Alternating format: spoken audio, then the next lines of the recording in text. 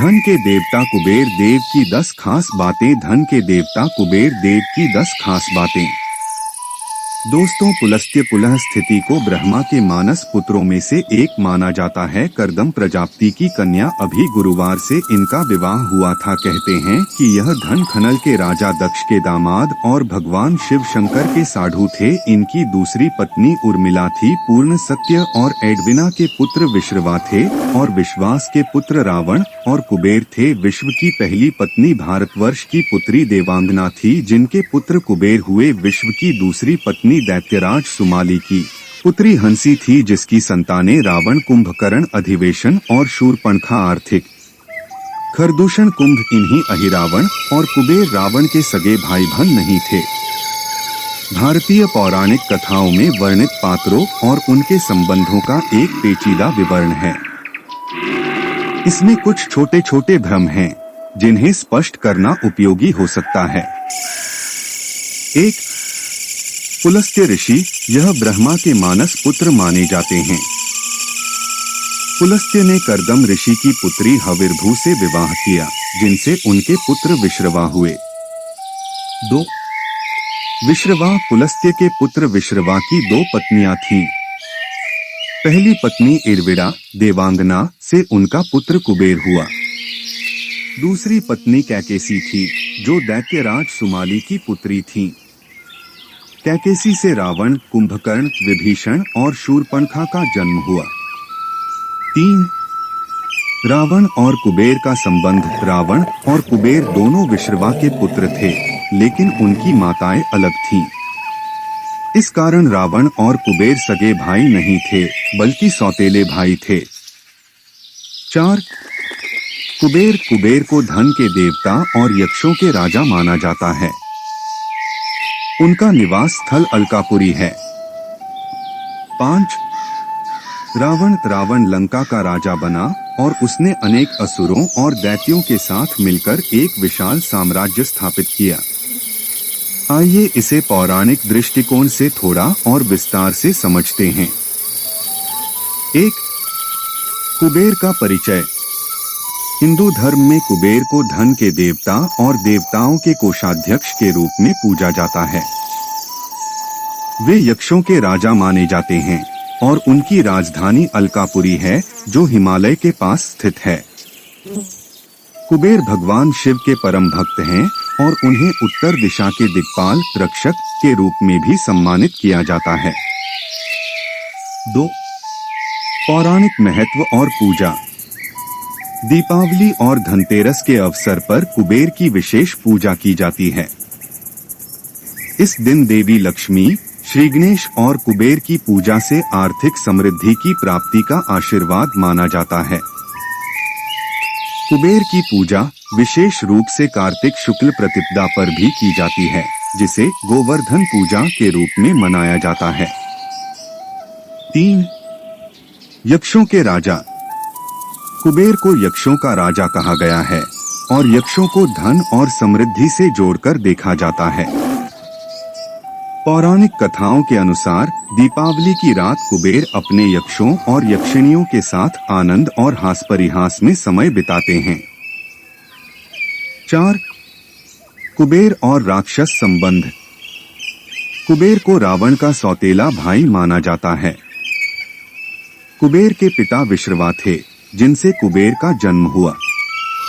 रावण, कुंभकर्ण, विभीषण और शूर्पणखा उनकी दूसरी पत्नी कैकेसी से उत्पन्न हुए, इसलिए कुबेर और रावण सौतेले भाई थे। रावण ने अपने बल से कुबेर को लंका से हटा दिया और लंका पर अधिकार कर लिया। कुबेर के पास पुष्पक विमान था, जिसे रावण ने अपने अधीन कर लिया था। इसी तरह चंद्रकांता मणि का भी उल्लेख आता है, जो कुबेर के पास थी।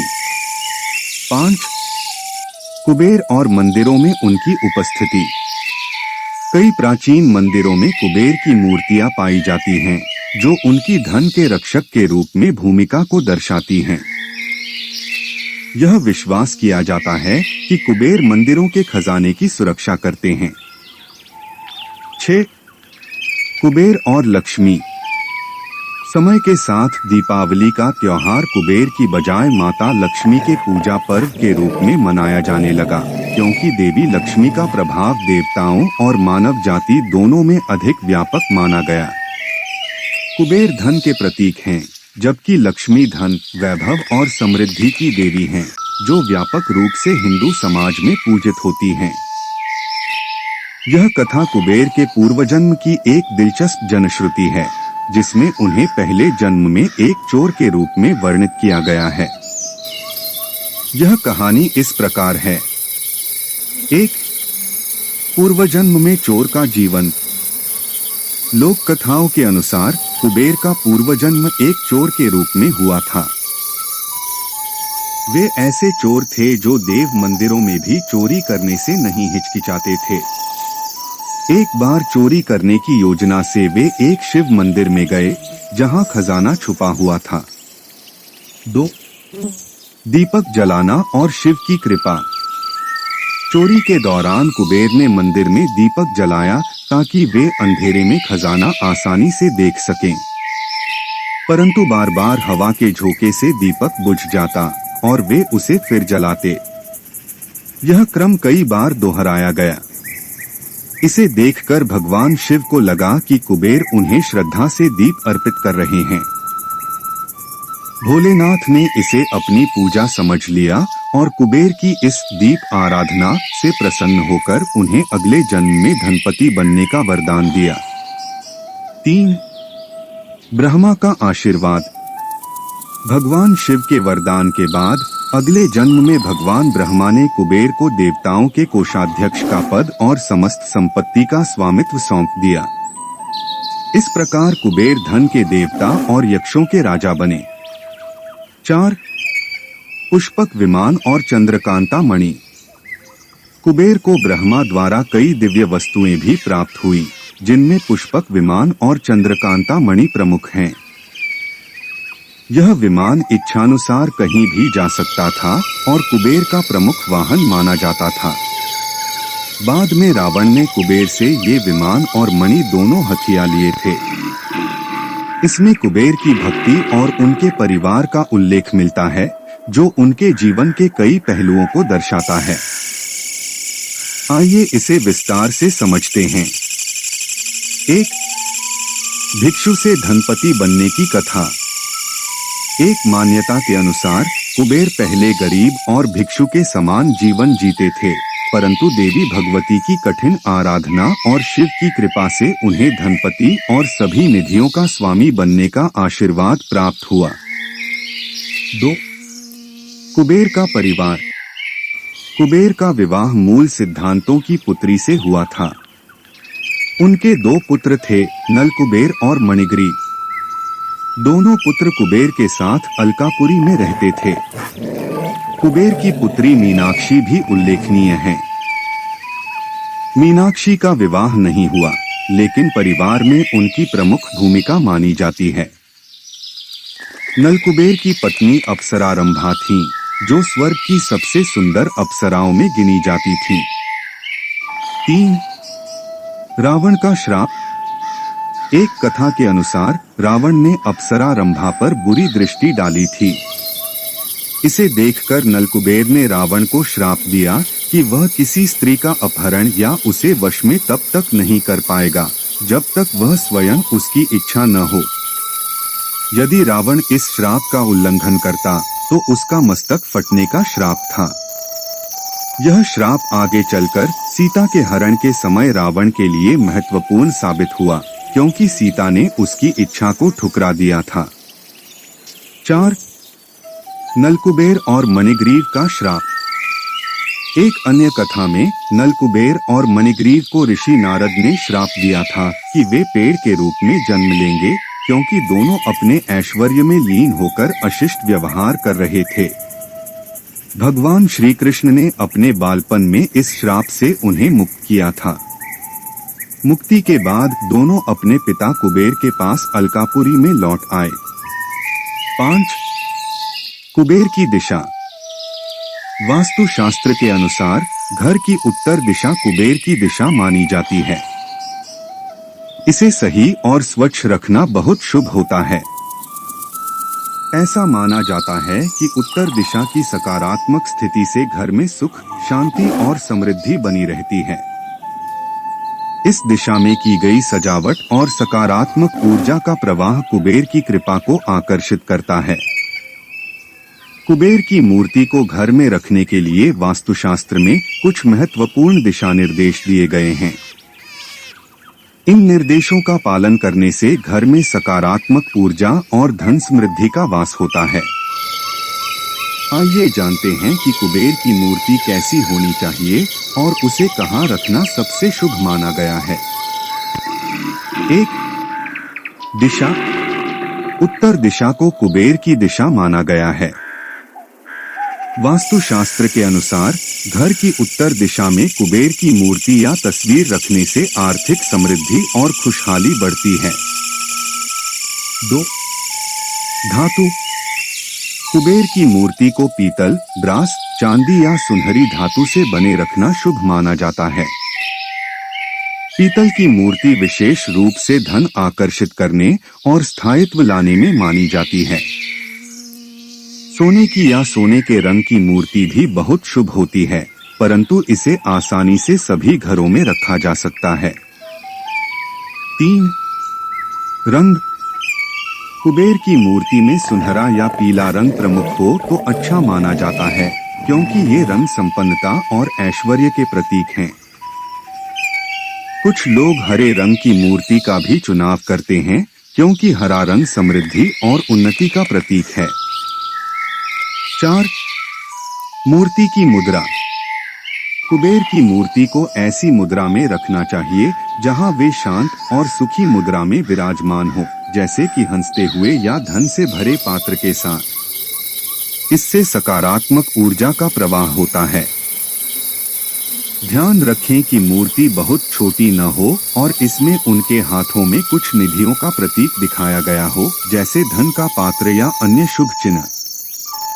5. स्थान। मूर्ति को उत्तर दिशा में एक ऊंचाई पर रख सकते हैं ताकि उसका सीधा प्रभाव पूरे घर पर पड़े। यदि घर में मंदिर है और उसमें उत्तर दिशा में स्थान है तो इसे वहां भी स्थापित किया जा सकता है। 6. अन्य सुझाव। कुबेर की मूर्ति के पास साफ सफाई का विशेष ध्यान रखें। धूल मिट्टी इकट्ठा न होने दें। मूर्ति के सामने एक छोटा दीपक जलाना भी लाभकारी माना जाता है, क्योंकि यह कुबेर देव को श्रद्धा अर्पित करने का प्रतीक है। कुबेर की मूर्ति रखने के लिए कुछ विशेष दिशा निर्देश दिए गए हैं ताकि घर में समृद्धि और सकारात्मक ऊर्जा का प्रवाह बना रहे। इन सुझावों का पालन करने से कुबेर की कृपा बनी रहती है। आइए जानते हैं कुबेर की मूर्ति रखने से जुड़े महत्वपूर्ण नियम। 1. मूर्ति का आकार। घर में कुबेर की मूर्ति 8 इंच से बड़ी नहीं होनी चाहिए।